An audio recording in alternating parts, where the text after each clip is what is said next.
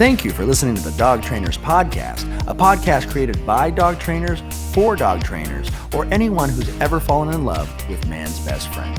Episode 34, Old School Marketing Still Works. Okay.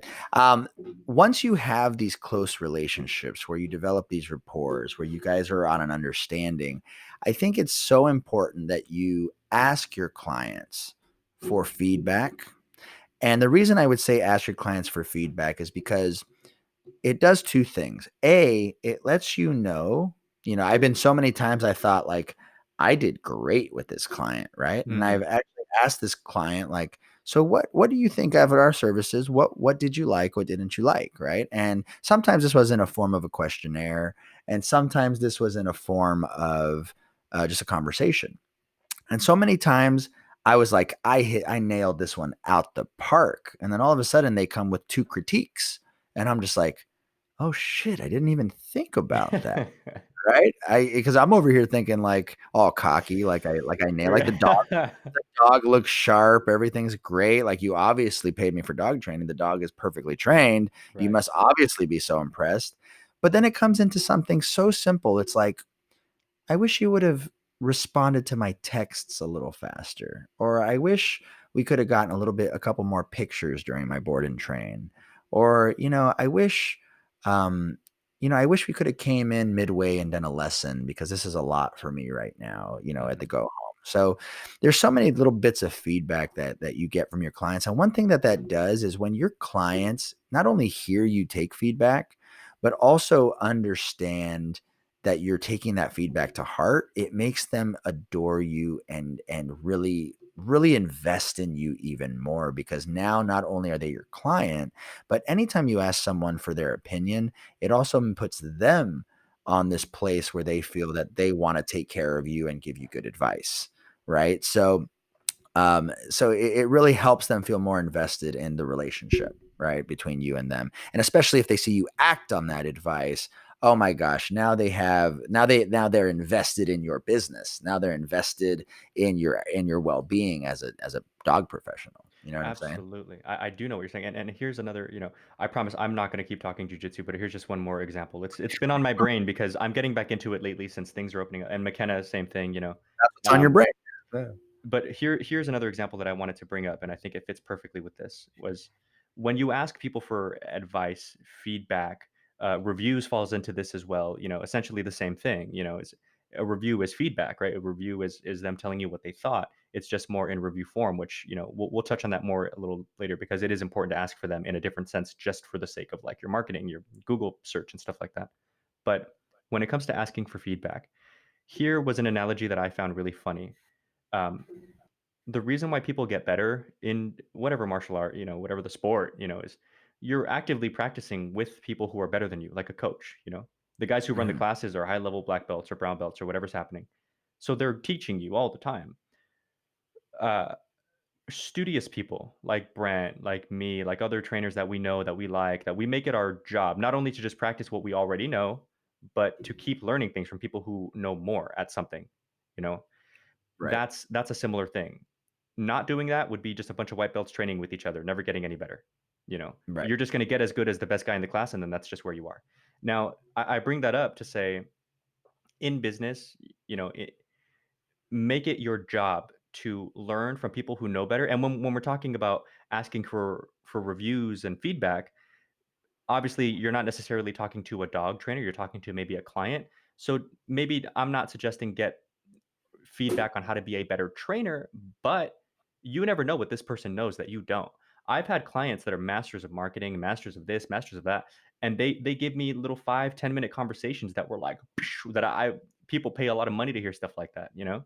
And it's like, man, why is this person like this diamond of information? I had no fucking idea until like 4 weeks later when we're doing our like third go home lesson or something. And it's it's an important thing, I think. Make sure that you're actively seeking out people who know more and learn from them. It's okay to be a good student. 100%. 100%. I would say on a different note, when it comes to feedback and reviews, I would say legitimately asking people for online reviews is Yes. super helpful, especially just because we're catching up with the times now, right? So be it Google, be it Yelp, um, people are cross-referencing, the star rating on Google with the star rating on Yelp, right? And it's really interesting. So I think it's a very valuable thing to get real authentic reviews from our clients. And the funny thing is, if you make it a point to be close to your clients, or to at least have a trust between you and the clients, they have no problem giving you an honest review. Yeah. Okay. Now, obviously, there's a strategy, right? This is what someone told me. You want reviews from people who are your ideal client. Okay. So what that means is, there's a certain type of client that you like. You want their reviews. Someone, let's say, who puts work into their dog and understands that value of the work. Someone who, was committed enough to do all three of your group classes. Someone who is invested in the services that you provide, and what your philosophies are enough, because those are the people that you are going to want to attract. Right. So it's really interesting when people refer people, they refer people similar to them sometimes, most of the time. Okay. And so when you're asking for reviews, obviously, if you have a client who, may not do all their work, or maybe kind of lazy, you don't necessarily want an in-depth review from that person, because they may or may not give a good representation of what you do. Right. However, some of them might just leave like, oh, she was a great dog trainer. She was awesome. Awesome. Cool. And that's their review. Right. Mhm.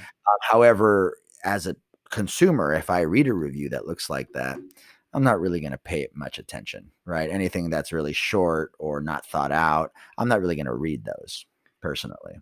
Right. I think about it like on Yelp and probably other websites, they have that little option for you as a reader. Like, McKenna and I just went to a new restaurant tonight.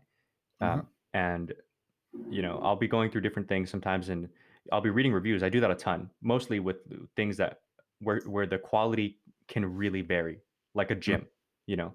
Um, Hmm. and there's that option for you as a person reading to go, was this review helpful to you? And you can put yes or no, and you can put why. So Yeah. um, I do the exact same thing that you're talking about. I read like, "Oh, very nice, this place is awesome." And I'm like, "Okay, cool." But that doesn't tell me anything though. How Yeah. was the Yeah. pricing? How was the atmosphere? How were the workers? How is like I want to know. I'm Yeah. not reading reviews to be like, "Oh, it's nice." Sweet. Okay. Right. Tell me though. So yeah, I think and I do agree with you that, there are like the ideal clients that you really want to hear their review from it, and it's not, I don't want that to sound like weird or underhanded. It's just a matter of the reality of a dog trainer, which if you guys are listening, I'm sure you know this by now. Not all clients do their work to the same extent. Hmm. Not all clients put Value the work. I was just about to say, right, put the same sort of value on your work and on the importance of the work itself, or even just on the importance of repetition itself, whatever the work you're doing is, right? Lifting weights or whatever. Yeah. And so I agree with that. It's almost like protecting what you've built by making sure that you're just putting out a very clear representation of exactly what that is. Because if I set up somebody with homework and they don't do the homework, that's not the same as what I gave you. I'm Right. somebody who gives you homework. So I need you to like represent the fact that I do that, So yeah, good Right. point. Good point. Yep. Next thing I want to talk about, and this is something that is tricky, because as dog trainers, right, our goal is we want to get in, solve some problems, help this person, and then we're done. Right. This is what a lot of the younger dog trainers that I work with. This is what I hear from them. I just want to get in. I want to solve the problem as fast as I can. And so when I start teaching them things about packages or classes or follow-up lessons or all these things, sometimes they're a little like, but why? And it's for this very simple reason. Okay. We have to offer different services, different experiences in our training, so that we can invite them back, if they're interested, of course, for return business, right? So let's say, and again, this is an old marketing technique. It's like, you come to a restaurant, you want the person to come back to the restaurant Mhm. again. And so every season you change what the specials are, right? So that people come back to try the restaurant at least 4 times a year, right? So offering different services, I'll give you an example of this for those of you who it may not make complete sense, right? So I have clients that they might just hit me up for obedience, right? Or let's say they do privates with me and they hit me up for leash reactivity. Okay. Well, I'll teach them to work with a leash reactivity. We'll get it under control. We will work in controlled settings, until the owner feels confident that the dog is reliable on leash, and then they have really good ways of managing it. And then what I'll do is I will invite them to group classes, right? And I'll invite them to group classes so that they can practice under the stress of other dogs and under the stress of other people. And then we'll do my group classes tend to be at the dog parks, right? So we'll be around a bunch of different dogs. And so we kind of tend to submerge this person into an environment, or immerse the dog or immerse the person into an environment where it's going to benefit them. It's going to benefit their skill set. It's going to benefit the foundation that they've learned, right? And what I do is, by me being able to invite them either immediately after privates, or let's say months have gone by and I reach out to them and say, hey guys, I have this group class that I think would be really helpful for you. Come on back. And what happens is, if we know that we can add value to that person and to what their problems were, and it just reaffirms the fact that what we did to that with them in the past was worth it, right? And so sometimes what this does is it allows people to either level up on the work that they need, or it reminds them how good the work was that they did back then. Does that make Mhm. sense? It does make sense, and I think that a way that I look at that exact same thing is it's kind of like when you find someone who you really want to hear more from, a personality on YouTube, a personality on TV, a certain actor, actress. You're giving them the option. It's just an option. You're not forcing them to go to your group class, but if they like what they've gotten, it's always a great thing to give them the opportunity to have more. Mm-hmm. Here, you want more? Here you go. Here you go. Here you go. That was Yep. the same reason that Brent and I were really serious about, like, man, we gotta, like, when we first started the podcast.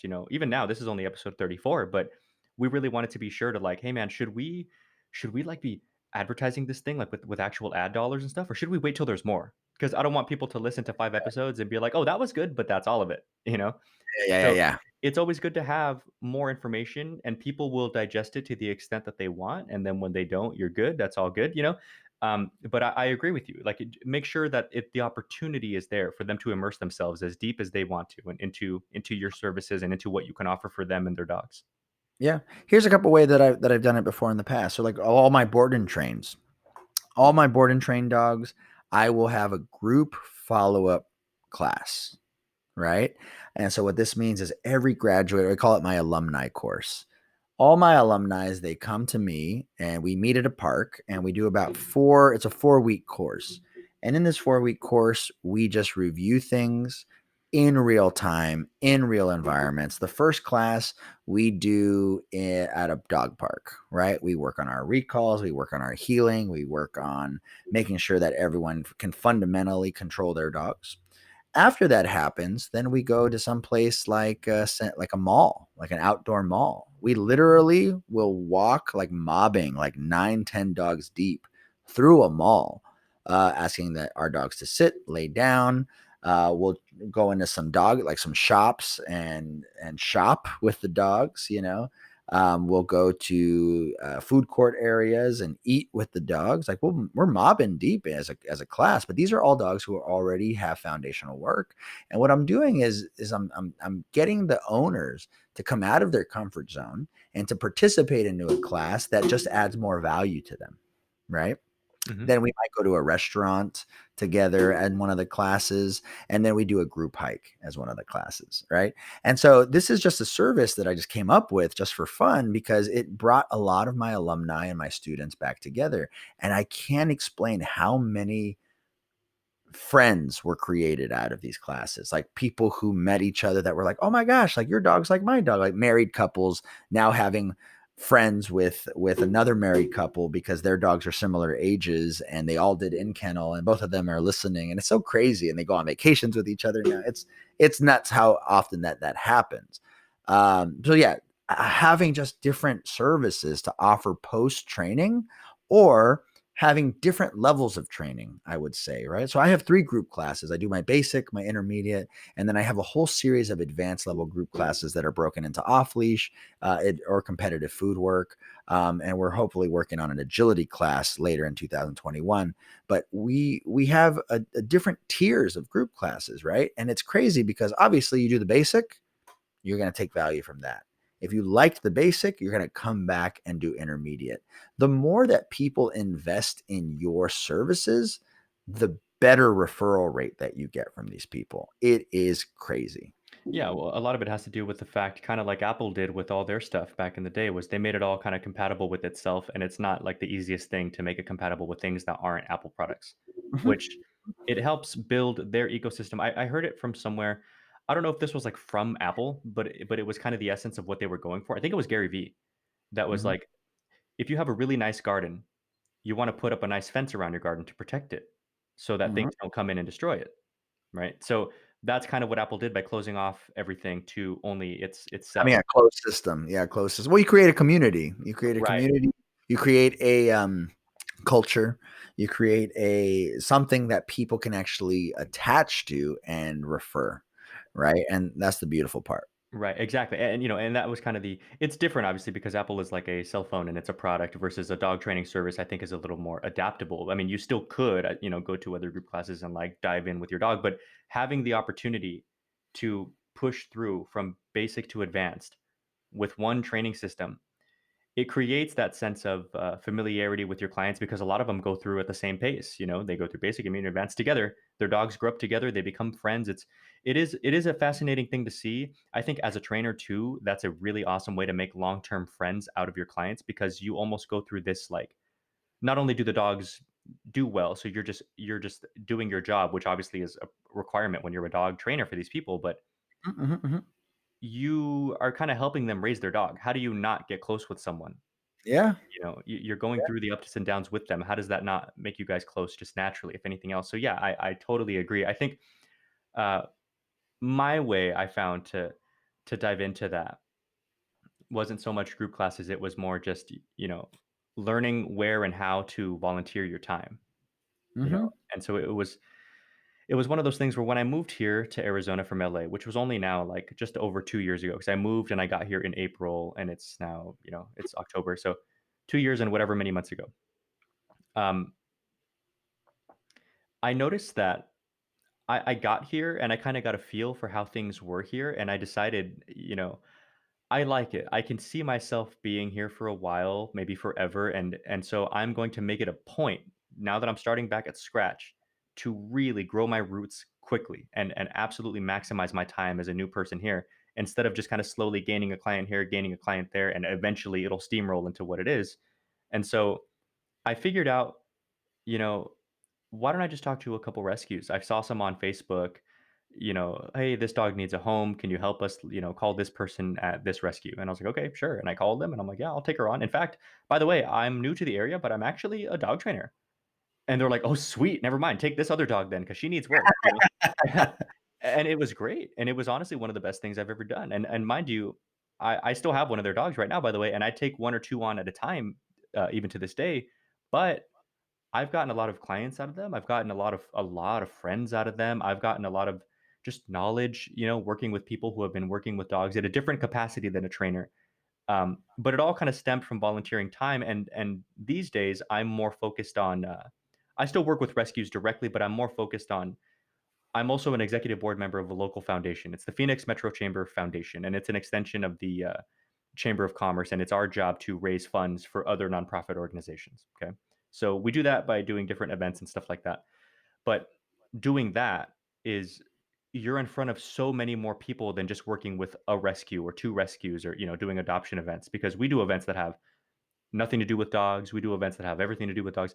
And so you just put yourself in front of all these people, and it's for free, by the way. I'm not getting paid for it. It's a nonprofit organization. Um, Right. and it takes a ton of time because there's just more strategy, more planning involved when you're dealing with like a bunch of organizations instead of just the one you're working with.